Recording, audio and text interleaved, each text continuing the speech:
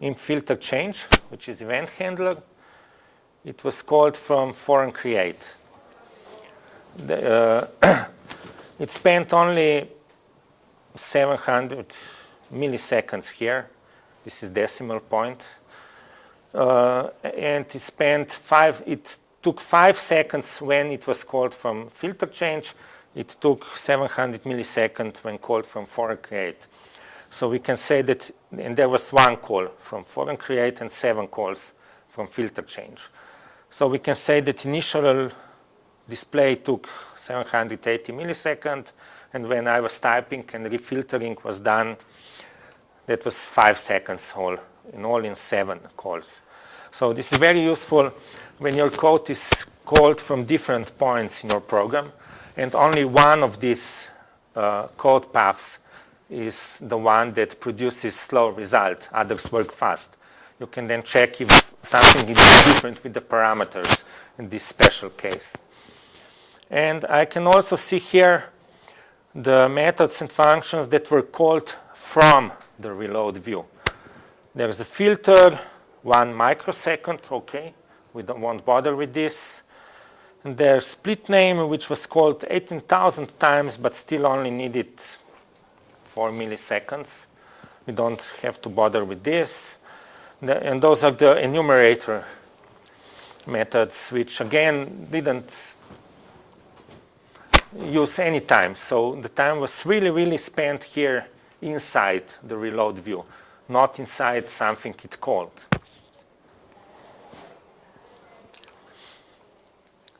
And at this time, I will now do clean sources. This will remove the instrumentation from my file. So those, where are you?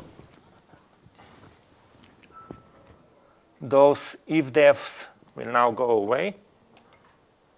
Of course, everything has to be reloaded, so they're no longer here. I have to rebuild, always rebuild when you do such things.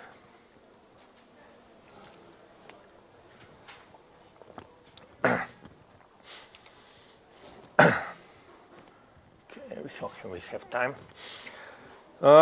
So reload view is in my main forum.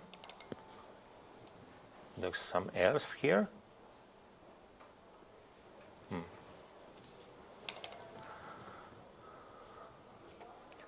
As I said, it was called from forum create, so I can start here.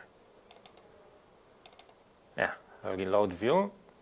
And it's also called from the onChange event of this edit box. Yep, it's called here. So this is the culprit. There's something wrong with this code, but something wrong is not here and is not here. At this time, you can begin the guesswork. One possible way to see where the problem lies is simply to disable some part of code. It's a trivial solution. I can guess that maybe the problem is in updating of user interface. I can simply start now.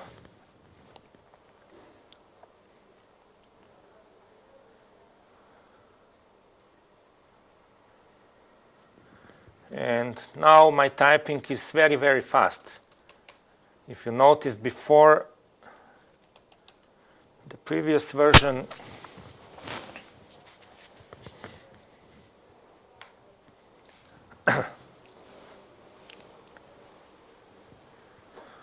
I will type in get, G-E-T, very fast. And you'll see that G appears immediately, and then there's a long lag while the user interface is updated before ET appears on the screen. Yes? And when I disabled those list view updates, this was immediate. So there really is a problem somewhere here. If you want to further see where the time is spent, one way is, for example, to do output debug string. I can say, show me here now.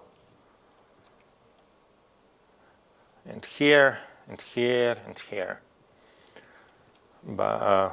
And I should also mark those lines differently.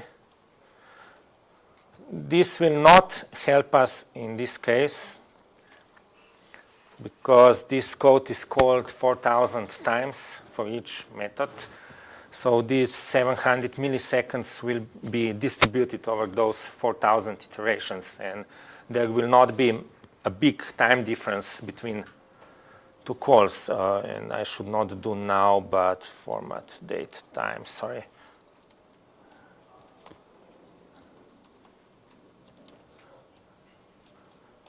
I should format it as string so I can see it in the event view. But if you don't call something 4,000 times and it's still slow, such manual time logging is usually quite okay.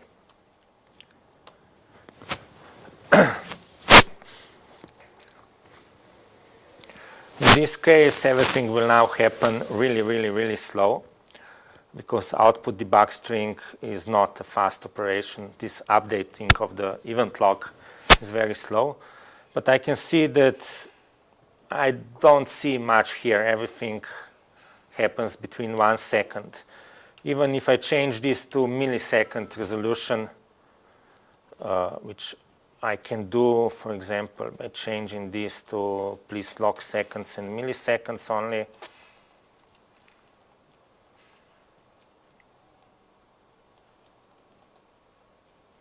Oops, what did I do?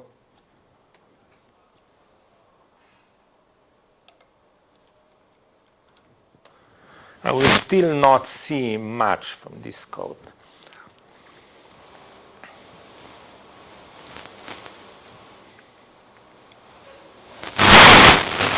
So let's pause this because it will take a long time to do anything. But you can see the changes here are a millisecond range. Okay, 3 milliseconds here, but I can't really pinpoint it to one specific line. Another option is to write your own code. I have put here a very simple time collecting class, which you can use in your applications if you want. The code will be available later for you, I believe. Which you can say, where you can say start measuring, stop measuring, which in this will return you a string with time information. You can log then the string. And you can add a checkpoint in your code so you can measure time between this with first and second checkpoint and so on and so on. So to use it, I would say I really want to measure all of this. Okay, I already have a global variable which is initialized here. I'm using time get time for time measurements. This I mentioned before. And to use it properly, I have to tell Windows, please give me a resolution of 1 millisecond. And usually this works at least on Vista and better. So I have this profiler global variable. I can say profiler.start. And here I will just log whatever is returned from profiler.stop. And I will add checkpoints here.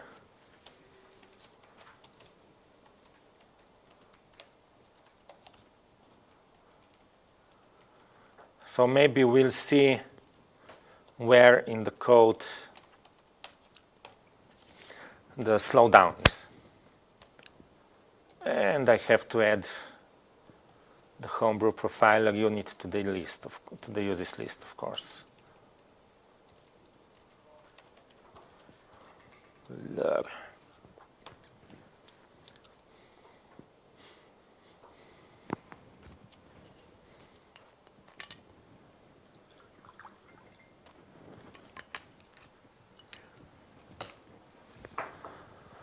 So, okay, let's assume that initial load was enough. I can check the event log.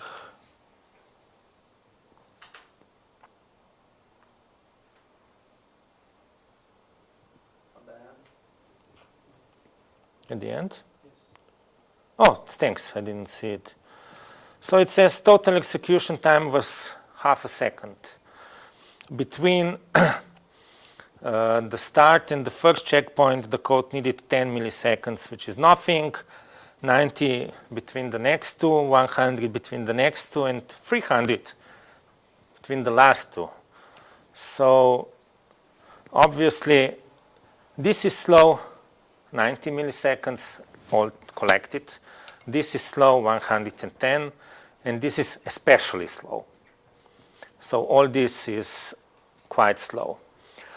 And to prove this, I will use the third profiler, just to show you yet another way to profile the code, which is the sampling profiler.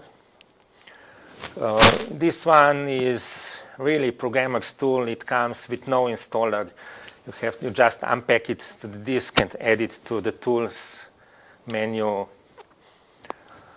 It needed to have okay, this is my stupid Avast.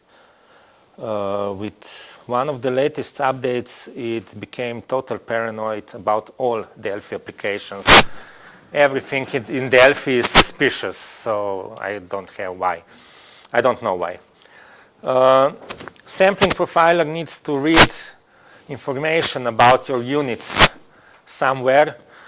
So you need to have either debug info enabled, which you usually have when you are developing program, or if you are working on a release version, you have to create a map file or JVCL debug info, or I think there are a few other options too. But you have to provide it somehow with a list of unit names and their position in the compiled code.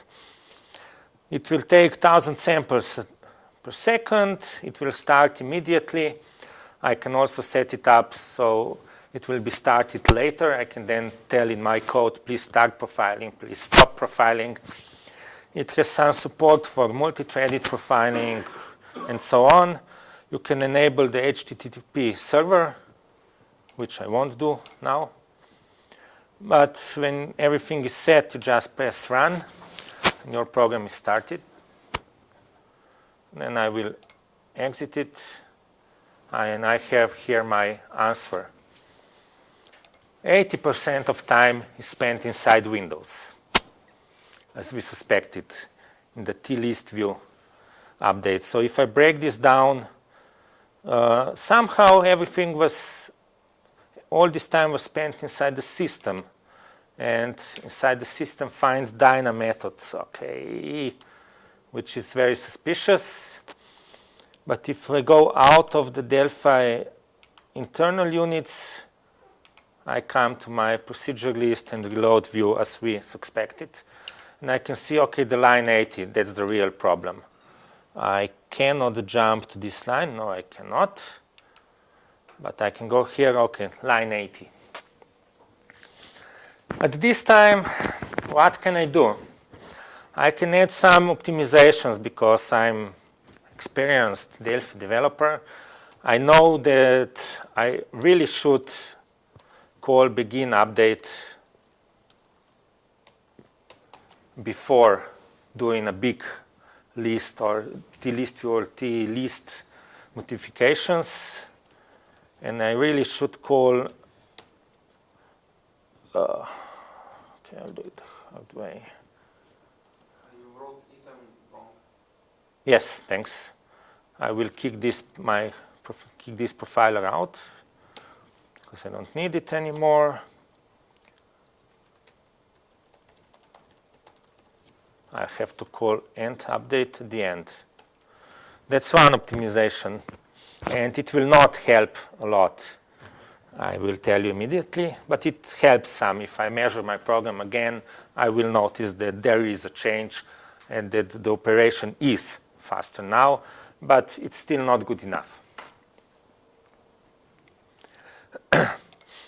And also, sampling profiler told us that most of the time is spent here in sub-items. So obviously, this is doing something that's very slow. And one way to change this is to get rid of sub-items. Okay, I may say, okay, so I will simplify my interface. I will not show 2 columns, but I will show only full procedure name, class plus method name in 1 column. Maybe this is enough for my customers. So what I'm doing, I'm optimizing by changing the algorithm, not by optimizing the code, because I cannot optimize the code. It's inside Windows. But I'm changing the algorithm. It's much better now. Yes? But if I really need 2 columns, there's only one way to do. Change the control that is used to display the data. And I don't want to type all this from scratch, because that's not very simple now. I have here a faster procedure list, which still looks almost the same, but this is now not the list view, but the virtual string tree, which is an extremely powerful string grid.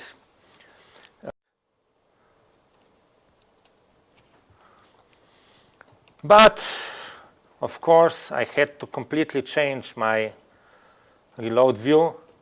It has almost no resemblance to the original, except that I'm still doing the filtering and splitting. And then I won't go into details here because this is virtual tree specifics. But basically, I'm adding another node into the tree. And when this tree, which is configured to work as a grid, not as a tree, needs to display this node, it will ask me, please give me text that I should display. So with the event handler, and I will give it class for 1 column and method name for the other column. I'm just keeping 2 string lists. I didn't want to do much typing here. And the result is that all those 4,000 and something add operations, which I told you not to ask. All those 4,200 and something add operations, they're just working in memory, not in the user interface, and that's fast.